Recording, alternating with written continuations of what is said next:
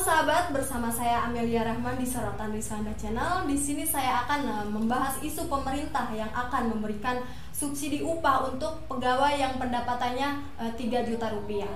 Saya akan membahas ini bersama Pak Rizwanda sebagai akselerator kebijakan publik.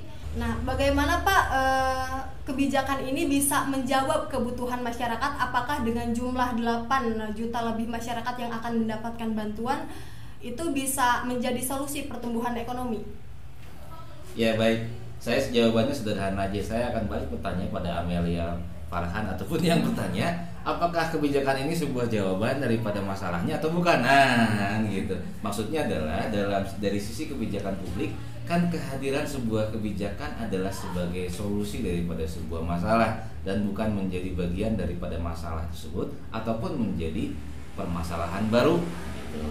Nah, terkait dengan pertanyaan bagaimana subsidi ini bisa membantu orang dengan penghasilan 3 juta ke bawah, ya memang pencapaian sasarannya bisa kita lihat pada saat ini nanti diterapkan ya. Tapi secara konsep ini sebetulnya mengambil sedikit, atau menurut saya ada memang konsep namanya welfare benefits. Benefits welfare atau bantuan kesejahteraan ini memang bagian dari kewajiban pemerintah untuk memastikan bahwa ada pemerataan daya beli lah, seperti itu ya. Tapi kemudian kan dalam setiap solusi kebijakan, nah sekali lagi balik ke statement saya yang awal, apakah ini adalah sebuah jawaban atau justru bagian daripada masalah itu sendiri? Nah, itu persoalan lain. Tapi secara prinsipil sih memang bahwa welfare benefits umum dilakukan oleh negara-negara yang punya program untuk memastikan bahwa orang dengan low income atau jadi mereka tidak ingin bahwa ada income gap dalam masyarakat. Itu tujuan dari ini sih, Mel. Tapi bagaimana dengan masyarakat yang tidak bekerja? Mengingat di Indonesia masih banyak masyarakat yang tidak memiliki penghasilan. Kenapa yang sudah memiliki gaji itu masih dikasih, Pak? Ya justru kan itu satu ya, bahwa negara bukan lembaga amal. Jadi itu makanya saya ada konsepnya memang welfare benefits dan is not charity. Charity kan amal. Jadi welfare benefits itu boleh sebagai filosofi kebijakan. Tapi dalam welfare benefits ini pertimbangannya banyak. Satu, resources daripada welfare benefits itu biasanya diambil dari keringanan pajak. Jadi tidak semata-mata uang cash begitu. Nah, welfare benefits seperti tadi pertanyaan Amel, pada mereka yang memang tidak bekerja, nah itu santunan bukan bantuan. Jadi beda bantuan, ada santunan. Misalnya meskipun kita bukan negara welfare gitu ya, kita negara demokrasi kan begitu ya, persetujuan konstitusionalnya bahwa tetap saja ada kewajiban pemerintah memang yang menyantuni fakir miskin dan anak-anak terlantar, itu di UUD 45 pasal 34 yaitu clear. Nah, hanya kan problemnya apa sih definisi fakir, apa sih definisi miskin kan gitu ya. Ada memang orang yang tidak bekerja terus kemudian disebut tidak cukup dan itu layak mendapatkan bantuan kan begitu. Tapi sekali lagi, pemerintah bukan charity, bukan lembaga sedekah, bukan lembaga penyantun. Itu ada khusus lagi. Nah, bagi seorang formulator kebijakan yang cakap, seharusnya yang dipikirkan adalah bagaimana efek daripada regulasi bantuan ini. Misalnya, sempatkan dulu di era periode pemerintahan sebelumnya ada bantuan langsung tunai gitu ya, bagi-bagi cash gitu, jadi kayak artis pemerintah ini. Nah, padahal kan apakah tidak sebaiknya bahwa jenis ini bisa dipikirkan keberlanjutannya? Maksudnya begini Mel, sekarang Amel mendapat bantuan dari pemerintah 500.000 gitu ya, dikategorikan bahwa penghasilan Amel itu di bawah penghasilan rata-rata yang mungkin dianggap cukup di kebutuhan saat ini. Cuman kan dengan cash seperti itu, apakah kemudian sudah bisa dipastikan bahwa ini nantinya bagaimana kalau kemudian program ini stop? Seperti program-program yang secara instan diformulasikan begitu saja ya. Gitu ya.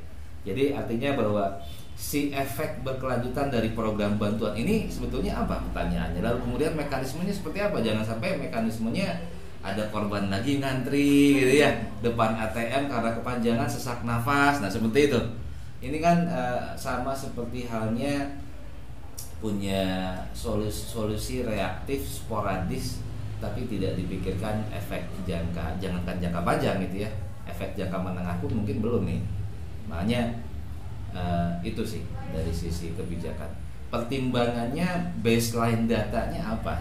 Basis data bahwa bukan basis data jumlah orang dengan penghasilan 3 juta ke bawah ya, itu pasti ada gitu ya. Relatif mungkin di Snaker punya itulah. Kalaupun tidak bisa dilakukan. Tapi yang saya maksud dengan basis data adalah forecasting atau peramalan kebijakan yang sudah dilakukan dan memastikan bahwa program ini projected ke depan atau forecast atau peramalannya memang sip. Sip ini dalam artian apa yang ingin dicapai daripada bantuan ini, dan dibanding sekali lagi bahwa beda bantuan beda santunan. Tapi kenapa pemerintah tidak memilih untuk subsidi bahan pokok biar semua masyarakat bisa merasakannya gitu Pak? Karena kan bisa saja bantuan untuk 8,8 juta orang ini tidak tepat sasarannya, atau setengahnya dari penduduk warga Indonesia itu kan tidak juga gitu. Betul, jangan-jangan buat dipakai cicilan motor metik kan gitu. Nah, bukan buat beli sembako gitu ya. Nah, kenapa? Ya betul juga. You got the point. Kenapa kemudian tidak juga disalurkan melalui barang gitu ya? Maksudnya barang adalah produk bantuan berupa, atau kenapa tidak disalurkan misalnya melalui kemudahan kerja gitu ya? Kita ingat dulu pemerintah di era tahun 90-an itu punya sebuah moto bahwa gerakan pemerintah itu harus padat karya buahnya. Nah, padat karya buahnya sebenarnya ya meskipun dulu pun praktiknya bukan the best juga ya. It's not the best practice, cuman setidaknya misalnya nih dibanding ngasih uang 8 juta pada sebuah wilayah yang dianggap wilayah tertinggal gitu ya, wilayah miskin, kenapa nggak dibeliin sapinya? Nah gitu ya. Nggak dulu waktu tahun 2000-an, nah saya pernah aktif di sebuah NGO gitu sebelum ngajar gitu. Ini cerita, ini narasi ya. Narasinya adalah waktu itu kita memantau bantuan sapi pemerintah. Tapi itu membuahkan hasil sih ya. Meskipun misalnya ada satu orang dikasih kan nanti orang itu istilahnya cuma dipinjamkan si induk sapi kan, nanti pada saat beralih ke orang lain bahwa orang yang awal tadi kan cuma anaknya atau misalnya hasil produksi sapinya. Nah, tapi apa ujungnya? Pada saat kami kesana lagi sapinya dijual. Nah, artinya kan ya ini adalah sikap sporadis dan sikap yang menganggap enteng. Jadi dalam pembelajaran kebijakan ada yang dinamakan dengan policy forecasting atau peramalan kebijakan. Bagaimana estimasi atau perkiraan efek daripada sebuah program itu sudah dihitung duluan. Itu yang saya tekankan atau saya garis bawahi sebagai baseline data. Jangan sampai misalnya kasih sapi malah dijual sapinya gitu ya. Tapi kan seberapa banyak orang yang jual sapi, seberapa banyak juga seberapa besar kelompok komunitas target sasaran ini yang memang memanfaatkan sapi yang bantuan tadi misalnya itu memang sesuai tujuan pemerintah gitu. Kan mungkin hanya segelintir orang yang jual sapi gitu. Nah, efek daripada bantuan tunai apa? Satu, menciptakan mental pengemis. Yang kedua, menciptakan mental pemalas. Yang ketiga, melebarkan jurang antara orang yang tidak behave gitu dengan orang yang tidak mampu. Atau jangan-jangan melebur dengan manis orang yang mampu dan orang tidak mampu. Misalnya ikutan ngantri buat nambahin cicilan motor mewah, kan nggak lucu sebenarnya gitu ya. Ini bantuan untuk orang miskin atau bantuan untuk cicilan motor orang gitu misalnya gitu ya. Tapi membahas BLT itu kan Pak Jokowi pernah bilang kan Pak, kalau misalkan BLT itu tidak mendidik. Tapi kenapa pemerintah masih melakukan hal seperti ini gitu? Yang rakyat butuhkan itu kan kesejahteraan, bahan-bahan pokok bisa terjangkau gitu, bukan bantuan dari pemerintah yang memang akan jadi dampaknya juga ke masyarakat nanti. Betul sekali. Meskipun kan jangkauan tangan presiden bukan jangkauan tangan rancangan program gitu ya. Ya ini memang pesan pada presiden bahwa mohon dipastikan bahwa kedeputian, tenaga ahli dan lain-lain adalah orang yang ahli gitu ya. Jangan sampai gitu bahwa orang yang merumuskan ini sebetulnya tidak paham soal policy forecasting gitu ya, soal baseline data. Jangan sampai orang yang merumuskan dan menetapkan ini adalah orang-orang yang sama sekali tidak punya knowledge gitu ya, tidak punya pengetahuan soal kebijakan. Nah, akibatnya ini gitu ya. Jadi kalau saya sih pernah menulis, jangan sampai tukang bubur diminta untuk menganalisis soto gitu ya. Sotonya nggak jadi, buburnya nggak jelas gitu. Isu ini kan menuai beberapa pro dan kontra di kalangan masyarakat. Ada yang menyebutkan nggak usah bantuan Pak, mending Pertamax aja, nggak usah mundak. Gimana tuh Pak? Nggak usah bantuan, mending Pertamax aja. Nggak usah mundak. Iya betul. Secara kan memang ada teori kebijakan lagi, namanya public choice. Nah, public choice ini relatif bicara bagaimana pemerintah itu bisa menetapkan bobot skala prioritas, seberapa jauh intervensi pasar harusnya dilakukan. Nah, yang soal Pertamax itu kan sebetulnya lain dengan program sosial ya, karena kan yang dimaksud dengan BSU itu relatif lebih ke arah program sosial ya, bantuan. Nah, tapi kalau soal Pertamax dia sebetulnya lebih bicara pada seberapa jauh sih pemerintah itu seharusnya menginterupsi atau mengikut campur tangan pada mekanisme pasar. Nah, orang ya mungkin di setelah himpitan ekonomi wajar saja kalau ada teriakan bahwa kok bensin naik gitu ya, dan sebagainya. Kalau perlu nanti mungkin harga buang angin juga ikut naik. Gitu. Nah, maksud saya begini, pada saat kita melihat sebuah isu, berapa sih sebenarnya harga barel minyak dunia saat ini?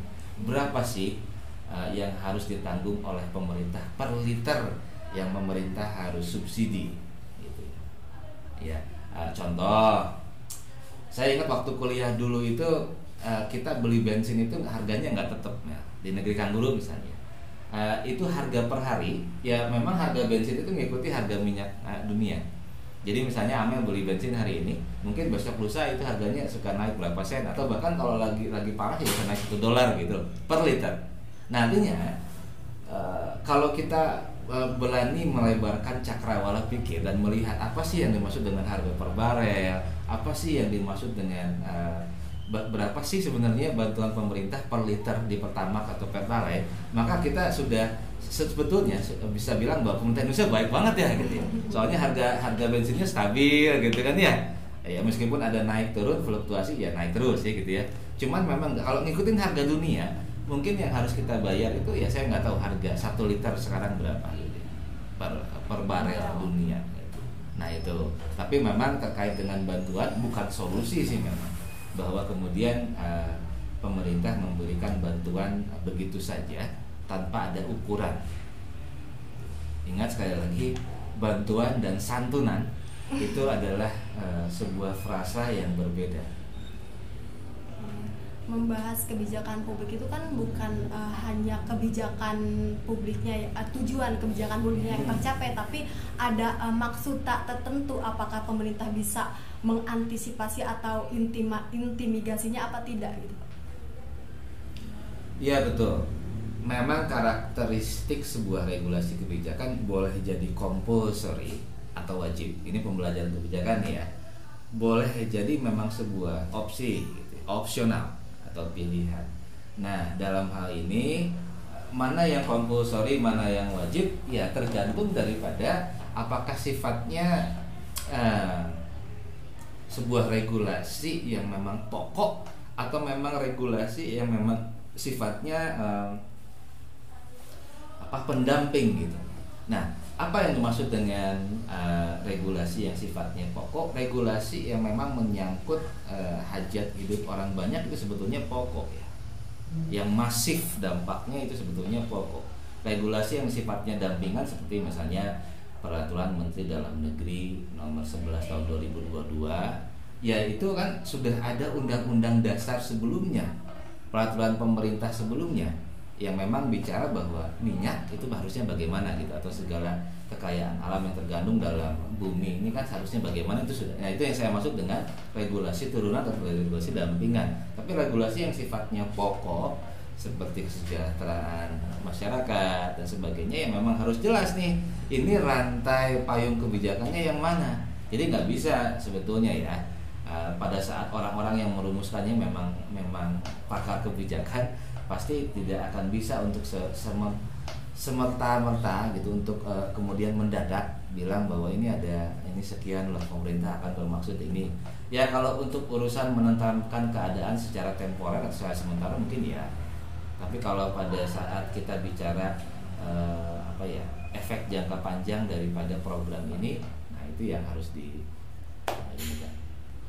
Sahabat, ada yang harus kita lihat ketika membahas kebijakan publik. Kebijakan publik itu merupakan pilihan pemerintah untuk melakukan atau tidak melakukan sesuatu. Dan dalam membuat kebijakan publik, pemerintah memiliki keterbatasan.